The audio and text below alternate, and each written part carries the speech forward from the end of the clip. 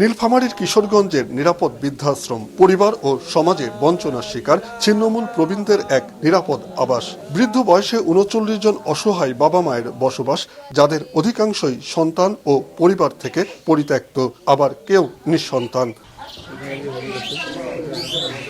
স্থানীয় সমাজসেবক সাজেদুর রহমান সাজুর উদ্যোগে গড়ে ওঠা এই আশ্রয় কেন্দ্রে নিশ্চিত করা হচ্ছে আবাসন, পুষ্টিকর খাদ্য, প্রাথমিক চিকিৎসা এবং পারিবারিক পরিবেশ, যা প্রবীণ নাগরিকদের জন্য তৈরি করেছে এক সামাজিক সুরক্ষা বলয়।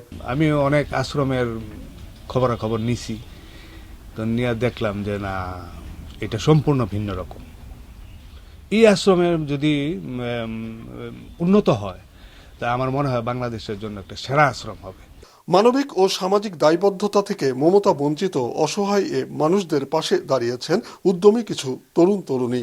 তাদের স্বেচ্ছাশ্রমে পারিবারিক স্পর্শ পাচ্ছেন আশ্রমের বসবাসকারীরা।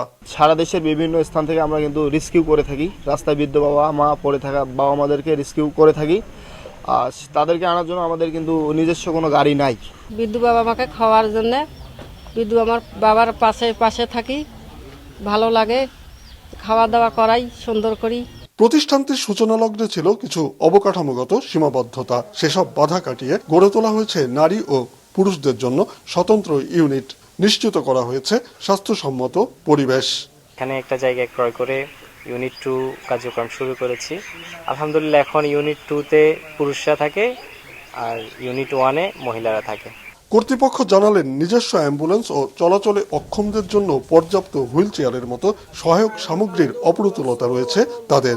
আলহামদুলিল্লাহ, আসলে আমি দেশবাসীর কাছে সবসময় একটা জিনিস বলি, আপনারা নিরাপদ বৃদ্ধাশ্রম পরিদর্শন করে দিক নির্দেশনামূলক পরামর্শ সহ এই অসহায় আশ্রয়ের রাস্তায় পড়ে থাকা বৃদ্ধ আমাদের পাশে দাঁড়ানোর সবসময় বিরত অনুরোধ। সবার মানবিক অংশগ্রহণে অসহায় প্রবীণদের জন্য নিরাপদ এই বৃদ্ধাশ্রমটি হয়ে উঠতে পারে মানবিক সহমর্মিতার এক অনন্য দৃষ্টান্ত। মাছরাঙা নিউজ ডেস্ক।